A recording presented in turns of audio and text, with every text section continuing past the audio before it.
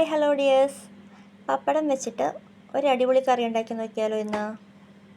അതിനായിട്ട് ഞാൻ ഒരു 6 പപ്പടം എടുത്തിട്ടുണ്ടേ. പപ്പടം എന്നിട്ട് ഇതുപോലെ നന്നായിട്ട് ചെറുതായിട്ട് കട്ട് ചെയ്തെടുക്കണേ. എല്ലാവരും വീട്ടിലുണ്ടാക്കുന്ന കറിയൊക്കെ ആയിരിക്കും ഇത്, എന്നാലും ഞാൻ ഉണ്ടാക്കുന്നത് എങ്ങനെയാണെന്ന് കണ്ടാലോ.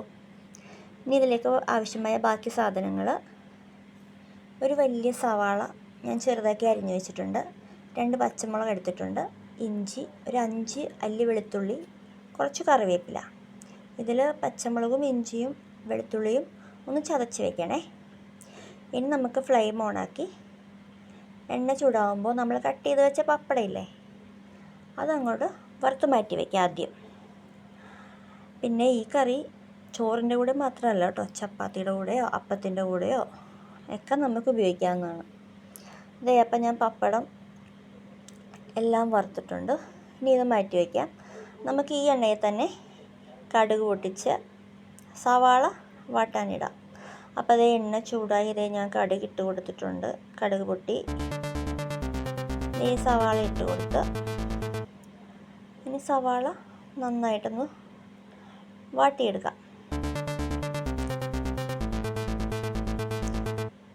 സവാള ഈ ഒരു പരുവാകുമ്പോൾ നമുക്ക് കറിവേപ്പിലയും പിന്നെ നമ്മൾ ചതച്ച് വെച്ച ഇഞ്ചി വെളുത്തുള്ളി പച്ചമുളക് ഇട്ട് കൊടുത്തിട്ട് അതും ഇതിൻ്റെ കൂടെ ആഡ് ചെയ്തിട്ട് നന്നായിട്ട് മിക്സ് ചെയ്ത് എടുക്കാം. കുറച്ച് നേരം അങ്ങനെ വഴറ്റിയിട്ട് പിന്നെ നമുക്ക് കുറച്ച് നേരം മൂടി വെച്ച് മീഡിയം ഫ്ലെയിമിൽ വെച്ച് മൂടി വയ്ക്കാം. തുറന്ന് നോക്കിയപ്പോൾ ഈ പരുവായിട്ടുണ്ട്.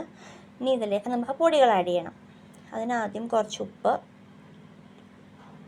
1/2 ടീസ്പൂൺ മഞ്ഞൾപ്പൊടി, ഒരു 1/2 ടീസ്പൂണോളം മുളക് പൊടി. മുളക് നമ്മുടെ ആവശ്യത്തിന് മതി കേട്ടോ.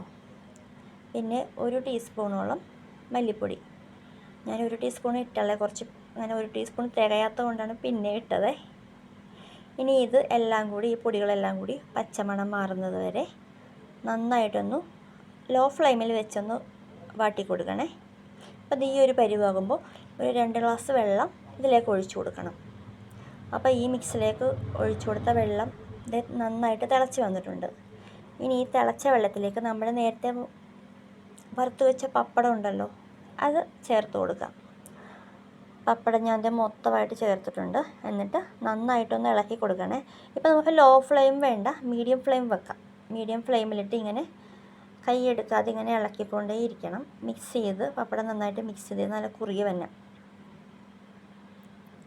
അപ്പോൾ കറി ഇവിടെ റെഡി ആയിട്ടുണ്ട്. കണ്ടോ, ഞാൻ അധികം ചാറില്ലാതെ എടുത്തേക്കുന്നത്. അപ്പോൾ എല്ലാവർക്കും ഇഷ്ടപ്പെടുമെന്ന് വിചാരിക്കുന്നു. Thank you.